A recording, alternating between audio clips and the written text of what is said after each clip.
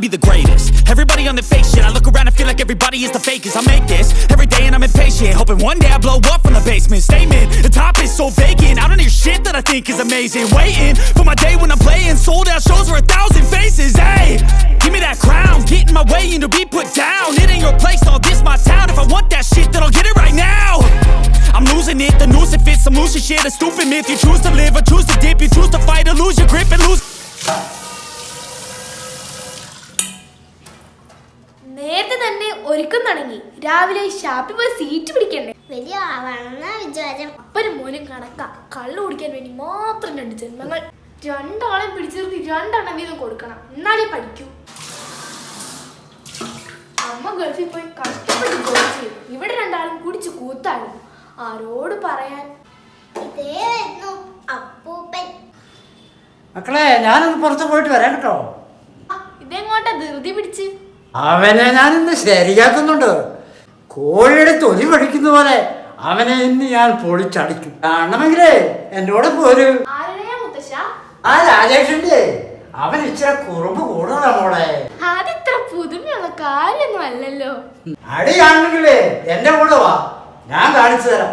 ഈ ചൂണ്ടുവരലുകൊണ്ട് അവനെ ഞാനൊന്ന് ശരിയാക്കുന്നുണ്ട്. ഒറ്റയ്ക്ക് പോയാ മതി. അടിയും കൊണ്ടോണ്ട് തിരിച്ചു വരുമ്പോഴേ വീട്ടില് കുഴമ്പ് ചുടലൊക്കെ ഉണ്ടാക്കിയൊക്കെ ആള് വേണ്ടേ? നിങ്ങളോടൊന്നും പറഞ്ഞിട്ട് കാര്യമില്ല മക്കളെ, ഞാനൊന്ന് പോയിട്ട് വരാം.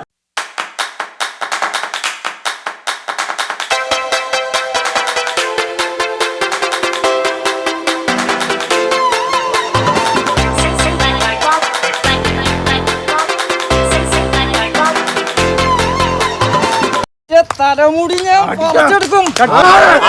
10 ജന്മം ജനിക്കണം. എന്റെ 10ാമത്തെ ജന്മാടാ. നിന്റെ മീശ ഞാൻ പിഴുതെറിയും. ഇനി മുതൽ നിനക്ക് മീശ വേണ്ട.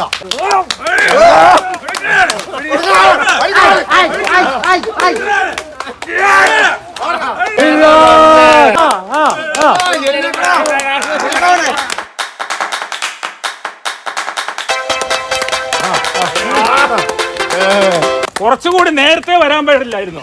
കണ്ടില്ലേ, 2ഉം കൂടി തലയും തല്ലി താഴെ കിടക്കുന്നു. നേരത്തെ വരാൻ നന്നായി, അല്ലെ അവന്റെയൊക്കെ തലയടിച്ച് പൊടിച്ചു കളഞ്ഞായിരുന്നു.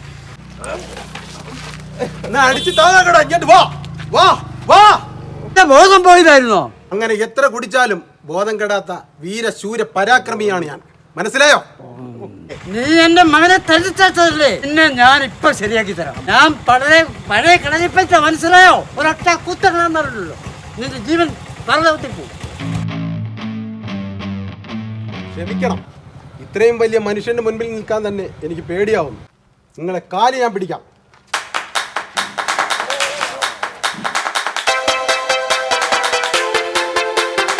അയ്യോ, എന്നെ രക്ഷിക്കണേ. വീമ്പിളക്കുന്നവരെ എനിക്ക് തീരെ ഇഷ്ടമില്ല.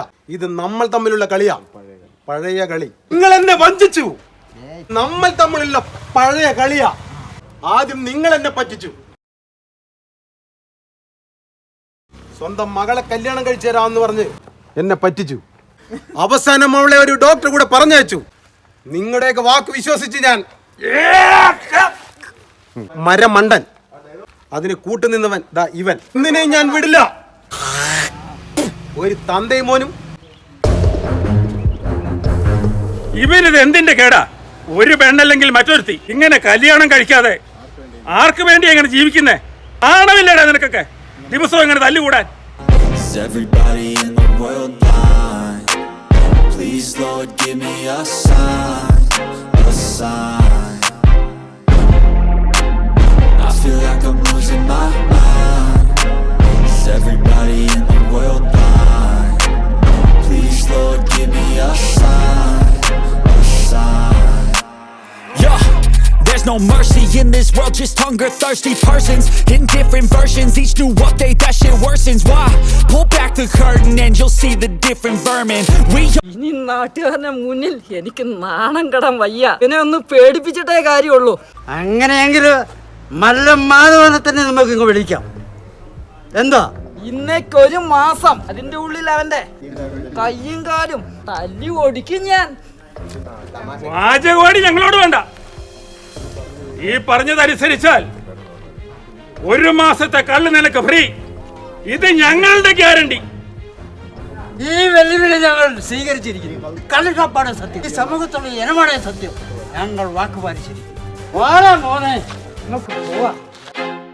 I feel like I'm losing my mind. Is everybody in the world blind? Please, Lord, give me a sign, a sign. I feel like I'm losing my mind.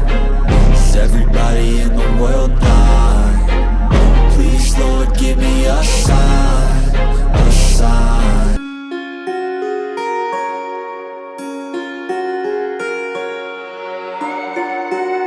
എന്താ രാജേഷങ്ങളെ, ഇന്ന് അടികൂടാനൊന്നും പോയില്ലേ?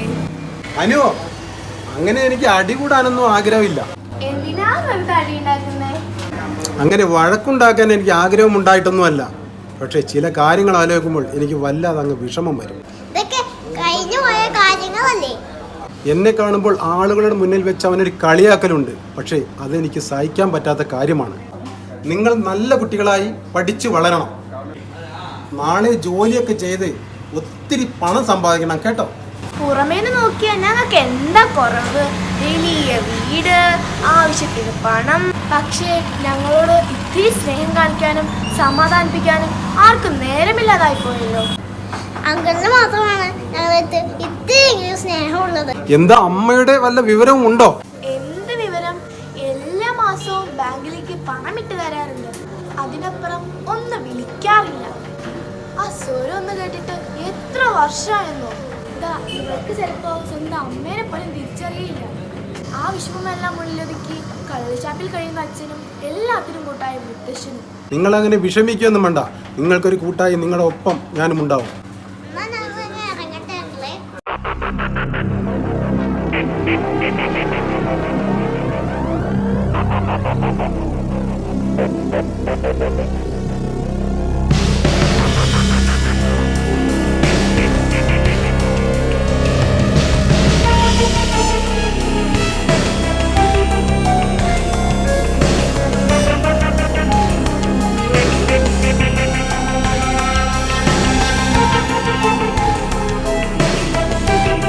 ആളാണോ? ഇതിനു മുൻപ് ഇവിടെ കണ്ട് പരിചയമൊന്നുമില്ലല്ലോ. അങ്ങനെ എല്ലാവരും കണ്ടാ തിരിച്ചറിയുമോ? അയ്യോ, നിങ്ങൾ പേടിക്കൊന്നും വേണ്ട. ഞാൻ കുറച്ചപ്പുറം എന്ന് പറഞ്ഞാൽ മുംബൈ എന്ന് പറയും. അതിപ്പോ ബോംബെ എന്നാക്കിയിട്ടുണ്ട്. ഒരു ബിസിനസ്സുകാരനാണ്, ബിസ്ക്കറ്റ് കച്ചവടം. ഇതാ കുട്ടികളെ, നിങ്ങൾക്ക് ഇരിക്കട്ടെ ഒരു പാക്കറ്റ് ബിസ്ക്കറ്റ്. ഞങ്ങൾക്കൊന്നും വേണ്ട. വേണ്ട, അവർക്ക് അതിന്റെ ആവശ്യമൊന്നുമില്ല. സോഡയുടെ പൈസ ഒന്ന് പോയിക്കോളൂ. പേര് രാജേഷ്, തൊട്ടപ്പുറത്ത് താമസം. ഈ ബേക്കറി കൊണ്ട് ജീവിക്കുന്നു. ഇതുവരെ കല്യാണം കഴിഞ്ഞിട്ടില്ല. കല്യാണം കഴിക്കാമെന്ന് പറഞ്ഞ പെണ്ണ് തേച്ചിട്ട് പോയി. ഒരു നിരാശാകാമുകൻ. എന്താ ശരിയല്ലേ? ഇതൊക്കെ നിങ്ങളെങ്ങനെ അറിഞ്ഞു? ഇനി എന്തെല്ലാം ബാക്കി? ഇപ്പോ അവളുടെ അപ്പനെ കണ്ടാലും ആങ്ങളെ കണ്ടാലും വഴക്കുണ്ടാക്കും. അവർക്ക് മാന്യമായി ജീവിക്കണ്ടേ രാജേഷേ? മര്യാദക്ക് ഞാൻ പറയുന്ന അനുസരിച്ചാൽ നിനക്ക് ഈ നാട്ടിൽ മാന്യനായി ജീവിക്കാം. നിങ്ങൾ പേടിക്കൊന്നും വേണ്ട കേട്ടോ. ഇതാ ഒരു പാക്കറ്റ് ബിസ്ക്കറ്റ്. ഞങ്ങൾക്കൊന്നും വേണ്ട. പേടിക്കാനാ പറഞ്ഞത്. നീട്ടെ നിന്റെ കൈ. ആ, അങ്ങനെ തന്നെ. എന്നാ ഞാൻ ഇറങ്ങുന്നു. എന്റെ പേര് ശ്യാം. എനിക്കൊരു ബോസുണ്ട്. ബോംബെ അധോലോകത്തിന് കിടുകിടാ വിറപ്പിക്കുന്നവൻ, ചോര കണ്ട് അറപ്പ് മാറിയവൻ, മല്ലൻ മാധവൻ. ആ, എന്നാ വേഗം സ്ഥലം കാലിയാക്കാൻ നോക്ക്. ആ, ഒരു മാസം നിനക്ക് സമയം അനുവദിച്ചിട്ടുണ്ട്. ഒരു കണ്ടീഷൻ അനുസരിച്ചാൽ നിനക്ക് സമാധാനത്തോടെ ജീവിക്കാം. ഒന്നുകിൽ ഞങ്ങൾ ആവശ്യപ്പെടുന്ന പണം ഞങ്ങൾക്ക് തരിക, അല്ലെങ്കിൽ നീ ജീവിക്കണോ മരിക്കണോ എന്ന് എൻ്റെ ബോസ് തീരുമാനിക്കും. പിന്നെ ഈ വിവരം പോലീസിനെ അറിയിക്കാനാണ് നിന്റെ പ്ലാനെങ്കിൽ അതങ്ങ് മാറ്റിവെച്ചേക്ക്. ഞാൻ ഇറങ്ങുന്നു.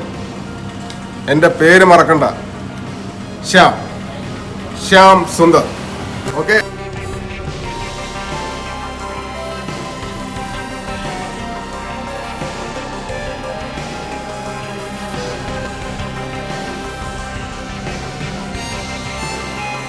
ആ രാജേഷിനെ 3 ദിവസം മുമ്പേ മല്ലമാധവൻ്റെ ഗുണ്ടകൾ വന്ന് പേടിപ്പിച്ചിട്ടുണ്ട്. ഇനി അവനെ കൊണ്ടൊരു ശല്യം ഉണ്ടാകില്ല. ആൾക്കൂട്ടം കാണുമ്പം അവനൊരു കുറുപ്പുണ്ട്. ഇപ്പം അതങ്ങ് തീർത്ത് കൊടുത്തേക്കാം. എൻ്റെ അച്ഛ, അവനെ കണ്ട് നമ്മുടെ പിള്ളേരെ പേടിച്ച് കരഞ്ഞോണ്ടാ വന്നു. ഞാൻ പറഞ്ഞ് സമാധാനപ്പെടുത്തിയിട്ടുണ്ട്. നമ്മുടെ അനുമോളുടെ കയ്യിലേ ഒരു പാക്കറ്റ് ബിസ്ക്കറ്റ് കൊടുത്തു വിട്ടിട്ടുണ്ട്. അവൾക്ക് ആ ബിസ്ക്കറ്റ് നല്ല ഇഷ്ടപ്പെട്ടു എന്നാണ് തോന്നുന്നത്. അതേതോ പുതിയ തരം ബിസ്ക്കറ്റ് എന്നാണ് തോന്നുന്നത്. ഞാൻ ഇതുവരെ അത് കണ്ടിട്ടില്ല. അവൾ ആർക്കും കൊടുക്കാതെ ഒറ്റയ്ക്ക് തിന്നു തീർക്കുന്നു. കൊതിച്ച്. എടാ മോനെ, ഞാനൊരു കാര്യം ചോദിച്ചാ നീ വേറൊന്നും വിചാരിക്കരുത്.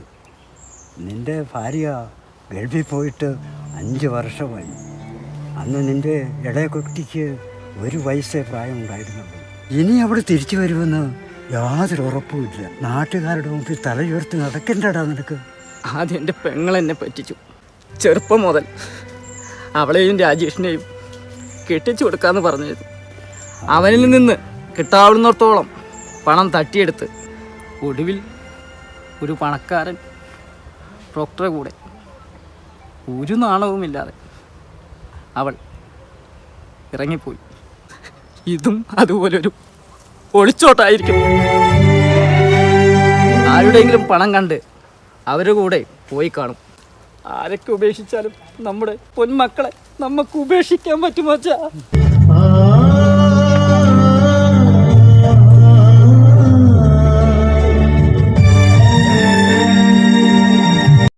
എന്താ രണ്ടാളും ഇങ്ങനെ ഒഴിഞ്ഞിരിക്കുന്നേ? ഇന്ന് തല്ലുകൂടാനൊന്നും പോയില്ലേ? നിങ്ങളവൻ്റെ കൈയും കാലും തല്ലിയൊടിക്കുമെന്ന് വെല്ലുവിളിച്ചപ്പോൾ ഇത്ര പെട്ടെന്ന് നടക്കുമെന്ന് ഞാൻ പ്രതീക്ഷിച്ചില്ല. എന്തിനാ സുമേഷേ നമ്മളൊരു പ്രശ്നത്തിന് നിൽക്കുന്നേ? നമ്മളൊക്കെ ഒരേ നാട്ടുകാരല്ലേ? ജീവിതത്തിൽ ഒരിക്കലെങ്കിലും എനിക്ക് വിജയിക്കേണ്ട ആ ചിന്ത ഉണ്ടായിട്ടാണോ എന്നും നീ കള്ളു കുടിച്ച് ജീവിതം നശിപ്പിക്കുന്നേ? ഞാൻ ഇങ്ങോട്ട് വരുന്ന സമയത്ത് നിൻ്റെ അനുമോളുണ്ടല്ലോ ഒരു ബിസ്ക്കറ്റുമായി വീട്ടിലോട്ട് ഓടുന്നത് ഞാൻ കണ്ടു. ഇന്നലെ കിട്ടിയ ബിസ്ക്കറ്റ് അവൾ വീണ്ടും വാങ്ങാൻ പോയതായിരിക്കും. പോട്ടെ മാഷേ. Good morning. ഗുഡ് മോർണിംഗ് മാഷേ. Good morning. പിന്നെ നിങ്ങളെ ഒന്ന് കാണാനിരിക്കുകയായിരുന്നു. അനുമോള് ഈയിടെ എന്താ വലിയൊരു ആലോചന. തന്നെയല്ല, അവൾ ഈ കഴിഞ്ഞ ദിവസം പഠിത്തത്തിൽ വളരെ ശ്രദ്ധ കാണിക്കുന്നില്ല. കഴിഞ്ഞ 2 ദിവസമായി അവളെ സ്കൂളിലും കണ്ടില്ല. എന്താണോ ഇപ്പം ആ കുട്ടിക്ക് പഴയതുപോലെ ഒരു ചിരിയൊന്നും കാണാനില്ല.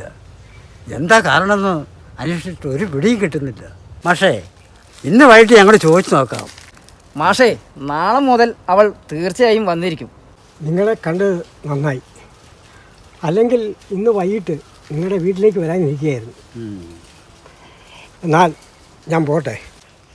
പിന്നെ കുട്ടികളുടെ ചെറിയ ചെറിയ മാറ്റങ്ങൾ ആദ്യം അറിയേണ്ടത് മാതാപിതാക്കളായിരിക്കണം.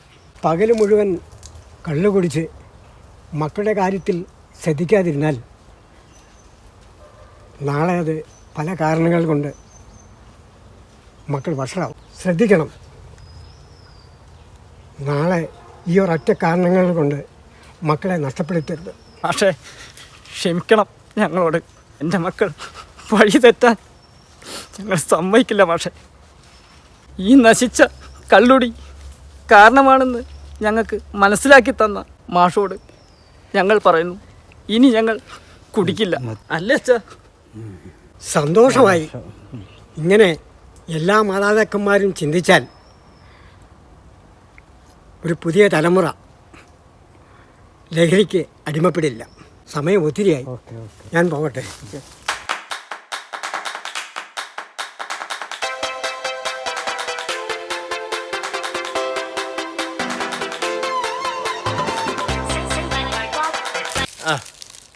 അപ്പനുമാനും ഷാപ്പിലേക്കായിരിക്കില്ലേ? നന്നായി. നമുക്ക് കമ്പനി അടിച്ചു പോകാം. നിങ്ങൾ ഇന്ന് മുതൽ ഇനി ഒരു തുള്ളി കള്ളു കുടിക്കില്ലെന്ന് ശപഥം ചെയ്യാൻ പോവുക. സത്യമാണോ പറയുന്നത്? ഞാൻ 1 വർഷമായി കുടി നിർത്തണമെന്ന് വിചാരിച്ചിട്ട്. ഓരോ ദിവസം ചെല്ലും തോറും കുടി കൂടുന്നതല്ലാതെ കുറയുന്ന യാതൊരു ലക്ഷണവുമില്ല. എന്നാ ഞാൻ തിരിച്ചു വരുമ്പോൾ കാണാം. കാണണമെന്നില്ല.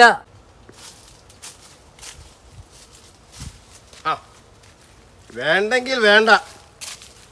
നിങ്ങളൊക്കെ വലിയ മഹാന്മാര്, ഈ പാവം കൊടിയ മാത്രം മഹാപാവി. അതിനെ അവനെ പറഞ്ഞാ മതിയല്ലോ. ആര്? അതിന് ആ കള്ള് ഷാപ്പുകാരനെ പറഞ്ഞാൽ മതിയല്ലോ. അവൻ എൻ്റെ വീടിൻ്റെ അടുത്ത് കൊണ്ട ഷാപ്പ് വെച്ചിട്ട് എന്താണെന്നറിയില്ല, ഷാപ്പെന്ന രണ്ടക്ഷരം കാണുമ്പം എന്നോട് ആരോ മന്ത്രിക്കും കേറി വാടാ മോനേന്ന്. എൻ്റെ മനസാക്ഷിയുടെ സ്വരം എനിക്ക് ധിക്കരിക്കാനാവുന്നില്ല. പിന്നെ ഇങ്ങനെ ഇങ്ങനെ അറിയാതെ ഷാപ്പിൻ്റെ ഉള്ളിലെത്തും. എന്നാൽ താമസം ഷാപ്പിലാക്കിയാ പോരായിരുന്നോ? സത്യം, പലരും അത് എന്നോട് പറയുന്നുണ്ട്. പക്ഷെ ഒരാൾ മാത്രം സമ്മതിക്കുന്നില്ല. ആ ഭാര്യയായിരിക്കും അല്ലേ? അവൾ എപ്പോഴോ സമ്മതിച്ചു. പിന്നെ ആരാ? ആ ഷാപ്പിന്റെ ഉടമസ്ഥനെ അവന്റെ തലമണ്ട നോക്കി 2 എണ്ണം കൊടുക്കണം തോന്നുന്നു. പിന്നെ വിചാരിക്കും കള്ള് തരുന്ന കൈക്ക് കൊത്താൻ പാടില്ലല്ലോ എന്ന്. ഞാനൊക്കെ ഉള്ളത് കൊണ്ടേ അവനെ കഞ്ഞി കുടിച്ചു പോകുന്നു. അല്ലേ കാണാരുന്ന്. അവനെ ഞങ്ങൾ ഇക്ഷ ഇണ്ണ ഇമ്മ എന്ന് വരപ്പിച്ചേനെ. എന്നാ പോട്ടെ മക്കളെ. ഇനി നിനക്ക് കുടി തുടങ്ങണമെങ്കിൽ ധൈര്യമായിട്ട് തുടങ്ങിക്കോ കേട്ടോ. ഇനി അധികം നിൽക്കുന്നില്ല. ഇപ്പം തന്നെ തുള്ളൽപ്പനി പിടിച്ച പോലെ കൈ വിറയ്ക്കാൻ തുടങ്ങി. ഇതാരാ ഇത് ഇവിടെ കൊണ്ട് വെച്ചത്?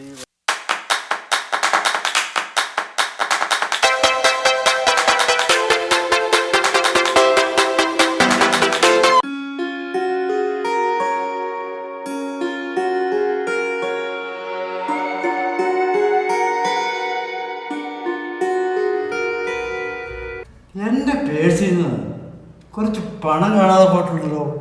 ആരായിരിക്കും അതെടുത്തത്?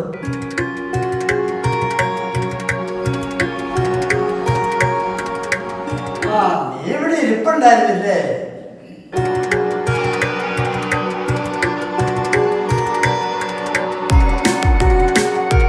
ഏ സമയം ഈ ബിസ്ക്കറ്റ് തീറ്റ് മാത്രമേ ഉള്ളൂ നിനക്ക്? എൻ്റെ കുറച്ച് പൈസ കാണാറുണ്ട്. അതിനെപ്പറ്റി വല്ല അറിവുണ്ടോ നിനക്ക്? എന്താ എന്നെ വിളിച്ചോ? വിളിച്ചോന്നോ? നീ ഏതിനാവത്താ? എൻ്റെ പോക്കറ്റിലെ കുറെ പൈസ കാണാനില്ല. അതിനെപ്പറ്റി വല്ലതും നിനക്കറിയാവുന്നോ ഞാൻ ചോദിച്ചത്. അതിന് ഞാൻ വേണം.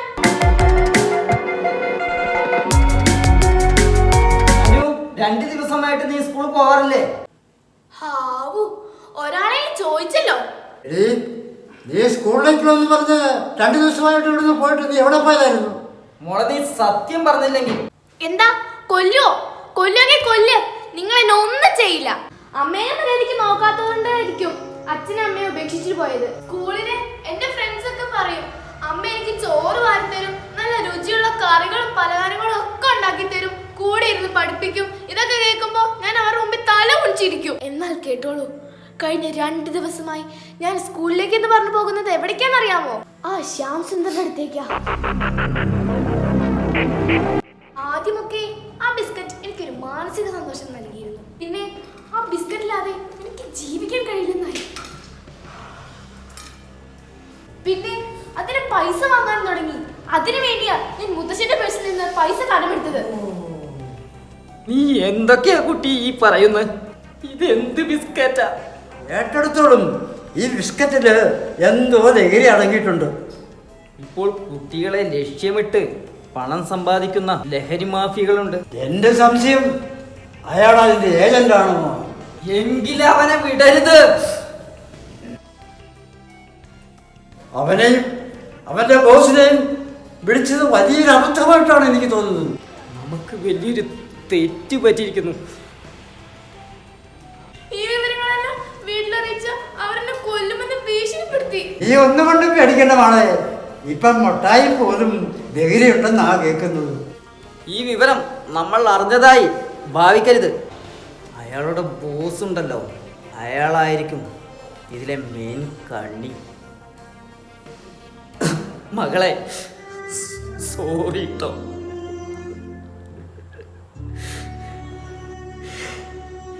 അച്ഛൻ ജീവിതത്തിൽ പരാജയപ്പെട്ടു പോയി. നാളെ നിന്റെ ഒപ്പം ഞങ്ങളും കൂടെ വരും. നാളെ ശ്യാമിന്റെ ബോസും വരുന്നുണ്ട്. നന്നായി, നീ ആ രാജേഷിനോട് പറയണം. നാളെ നമ്മൾ 3 പേരും കൂടി പോലീസിലും എക്സൈസിലും നമുക്ക് കൈമാറണവരെ. ചെറിയൊരു പിഴവ് പോലും നമുക്ക് സംഭവിക്കരുത്. കാരണം നമ്മൾ കളിക്കുന്നത് നമ്മുടെ മക്കളെ വെച്ചാണെന്ന് ഓർമ്മ വേണം.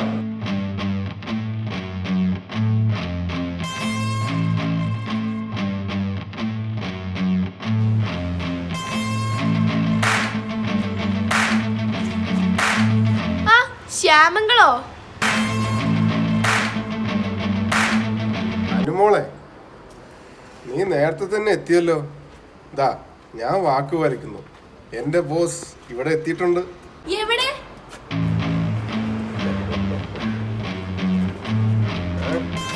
ദാ നോക്ക്.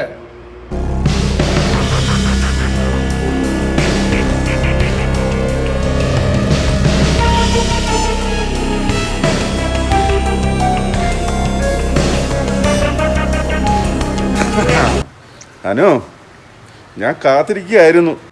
ഞാൻ പറയുന്ന കാര്യങ്ങൾ ശ്രദ്ധിച്ചു കേൾക്കണം. കേരളത്തിലെ എൻ്റെ ആദ്യത്തെ ബിസിനസ്സാണ്. ബിസ്ക്കറ്റ് എത്ര വേണമെങ്കിലും 10 പൈസ മുടക്കാതെ ഞാൻ എത്തിച്ചു തരും. പക്ഷെ ഒരു കണ്ടീഷൻ. ശ്യാം, അനുമോളെ, നിന്റെ ക്ലാസ്സിലെ എല്ലാ കുട്ടികൾക്കും 2-3 ദിവസം ഓരോ പാക്കറ്റ് ബിസ്ക്കറ്റ് ഫ്രീ ആയി കൊടുക്കണം. പിന്നെ 10, 20, 30 അങ്ങനെ കൂട്ടിക്കൂട്ടി വാങ്ങണം. അടുത്ത ദിവസം ബിസ്ക്കറ്റ് കൊണ്ടുപോകരുത്. അപ്പോഴേക്കും അവർക്കതില്ലാതെ ജീവിക്കാനാവില്ല. അപ്പോൾ ഒരു കണ്ടീഷൻ വെക്കണം.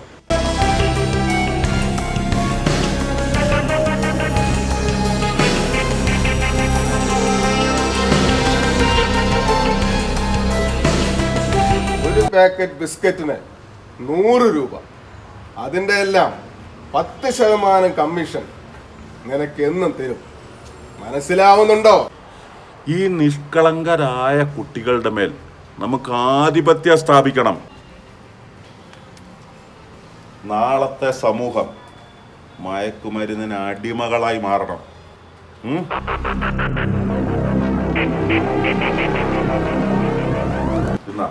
ഇന്നത്തെ നിന്റെ ബിസ്ക്കറ്റ്.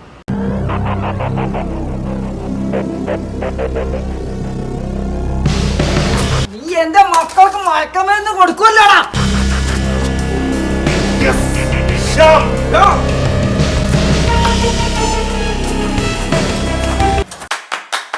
മോളെ, നീ പോരെ. അവരെ അടിക്കാനും കൊടുക്കാനും ഒക്കെ പഠിച്ചേരാ. അടിക്കട്ടെ, നമുക്ക് ഇവിടെ ഇരുന്ന് കാണാം.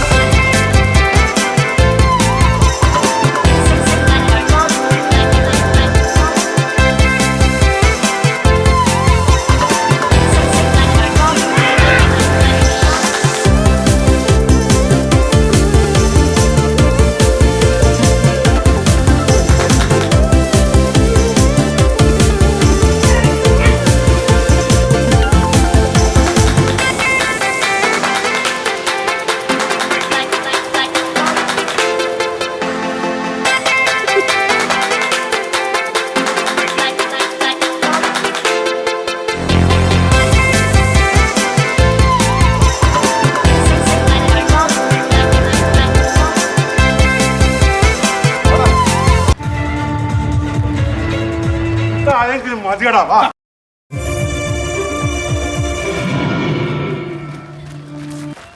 നീ എന്റെ കുട്ടികളെ പോകടാ.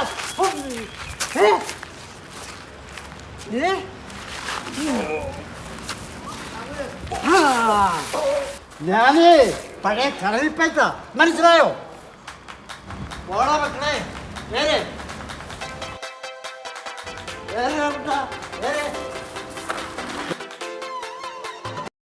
ഇത് ഞങ്ങളുടെ നാട്, ലക്ഷക്കണക്കിന് കുഞ്ഞുങ്ങളുടെ നാട്. ഇവിടെ വന്ന് ഞങ്ങളുടെ ഒരു കുഞ്ഞിനെങ്കിലും നശിപ്പിക്കാൻ ശ്രമിച്ചാൽ മനസ്സിലായടാ. പോലീസിനോടും എക്സൈസിനോടും വിവരം പറഞ്ഞിട്ടുണ്ട്. അരമണിക്കൂറിനുള്ളിൽ അവരെത്തിയിരിക്കും. നിയമം കൈകാര്യം ചെയ്യാൻ അവർക്ക് മാത്രമേ അവകാശമുള്ളൂ. ഇനി കേസും കോടതിയും ജയിൽ ശിക്ഷ കഴിഞ്ഞ് തിരിച്ചു വരുമ്പം ഞാൻ ആ പ്ലാനെങ്കിൽ മോനെ നിന്നെയൊക്കെ ഞാൻ ശരിയാക്കി തരും. വാഴ മക്കളെ, ഇപ്പോഴാണ് നിങ്ങളെ കുറിച്ച് എനിക്ക് അഭിമാനം തോന്നുന്നത്.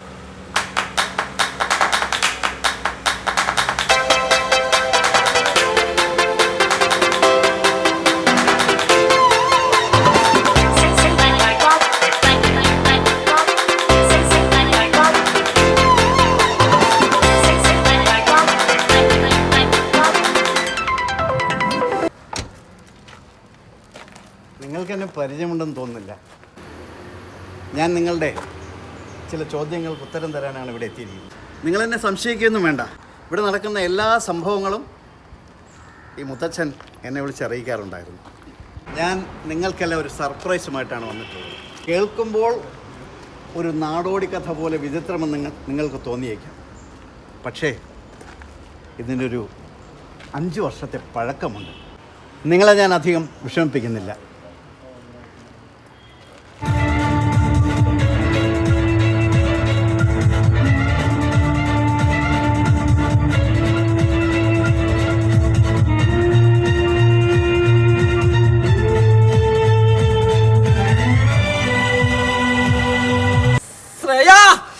ഒടുവിലെത്തിയില്ലേ?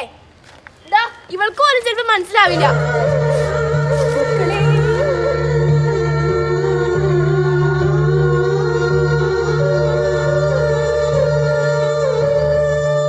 ഒരുപാട് സ്വപ്നങ്ങളുമായിട്ടാണ് ഓരോ മനുഷ്യരും ഗൾഫ് രാജ്യങ്ങളിലേക്ക് എത്തിപ്പെടുന്നത്. വിസയിൽ പറയുന്ന ശമ്പളവും ജോലിയും പ്രതീക്ഷിച്ച് ചെല്ലുന്ന 20% പേരും കബളിപ്പിക്കപ്പെടുകയാണ്. ഏതോ സ്ഥാപനത്തിൽ ഒരു സെയിൽസ് ഗേളായിട്ടാണ് ഇവൾക്ക് വിസ വന്നത്. എന്നാൽ മരുഭൂമിയിലെ ഏതോ പച്ചക്കറി തോട്ടത്തിൽ ചത്ത് ജീവിക്കുകയായിരുന്നു ഈ പാവം. ആഴ്ചയിലൊരിക്കൽ ചെല്ലുന്ന ഏതെങ്കിലും ഒരു പച്ചക്കറി വണ്ടി മാത്രമാണ് അവിടെ നിന്ന് രക്ഷപ്പെടുവാനുള്ള ഏക മാർഗം. അങ്ങനെ 3 മാസങ്ങൾക്ക് മുമ്പാണ് ഞാൻ അവിടെ ചെന്നെത്തിയ എൻ്റെ ട്രക്കിൽ കയറി ഇവൾ രക്ഷപ്പെട്ടത്. ലോകത്തിൻ്റെ ഏത് കോണിൽ ചെന്നാലും ചങ്കു തുറന്ന് സ്നേഹിക്കുന്ന ഒരു കൂട്ടം മനുഷ്യരുണ്ട്. മറ്റാരുമല്ല, മലയാളി പ്രവാസികൾ. ദിവസങ്ങളും മാസങ്ങളും ഓർമ്മയില്ലാതെ ഒരു പ്രാകൃത രൂപമായിരുന്നു ഇവൾക്ക്. ഇവിടുത്തെ ഡോക്ടേഴ്സിൻ്റെയും മറ്റുള്ളവരുടെയും പരിചരണത്തിൽ 1 മാസം വേണ്ടി വന്നു ഈ രൂപത്തിൽ ഇവളെ മാറ്റിയെടുക്കും. ഇവളുടെ മുതലാളി എല്ലാ മാസവും ഇവളുടെ ബാങ്ക് അക്കൗണ്ടിലേക്ക് കാശ് അയച്ചിരുന്നു എന്നുള്ളത് മാത്രമാണ് ഒരു ഭാഗ്യം. വിശ്വസിക്കാനാവുന്നില്ല. ഇതൊക്കെ സത്യമാണോ? കേട്ടതിനേക്കാൾ ഭീകരമായിരുന്നു എൻ്റെ ജീവിതം. നിങ്ങളെയൊക്കെ കാണാൻ കഴിയുമെന്ന് ഞാൻ വിചാരിച്ചില്ല. എന്റെ അമ്മ ഇനി എങ്ങോട്ടും പോകണ്ട. ഈ നാട്ടുകാരുടെ മുമ്പില് തല ഉയർത്തിപ്പിടിച്ച് നടക്കാമല്ലോടാ. നിങ്ങളുടെ കയ്യിൽ സുരക്ഷിതമായി ഇവളെ എത്തിക്കാനാണ് ഞാൻ ഇപ്പോൾ ഇവിടേക്ക് വന്നത്. 1 മാസം ഞാൻ ഇനി നാട്ടിലുണ്ടാവും. എൻ്റെ കമ്പനിയിൽ ജോലി ചെയ്യുന്ന മിടുക്കത്തിയായ ഒരു സ്റ്റാഫുണ്ട്. ഒരു ആലപ്പുഴക്കാരുത്തി, ഒരു അനാഥയാണ്. 30 വയസ്സായി അവൾക്ക്. അവളെ കല്യാണം കഴിക്കാൻ നിനക്ക് സമ്മതമാണോ? കല്യാണമോ? സത്യമാണോ സാർ ഈ പറയുന്നത്? എല്ലാത്തിനും ഒരു സമയമുണ്ട് രാജേഷേ. എല്ലാ ടെൻഷനും ഇറക്കി വെച്ചിട്ടേ നമുക്കങ്ങ് പോയാലോ? പോകാം സാറേ. അതിനു മുന്നേ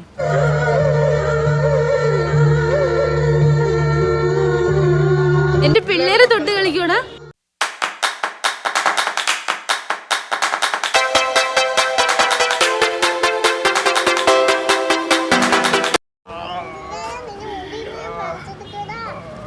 ഇനി മേലെ ഞങ്ങളെ ന്യൂ ജനറേഷൻ പിള്ളേരെ തൊട്ട് കളിച്ച നിന്റെ കൈയും കാലും നാക്കും പിഴുന്നറിയടാ. മനസ്സിലായടാ?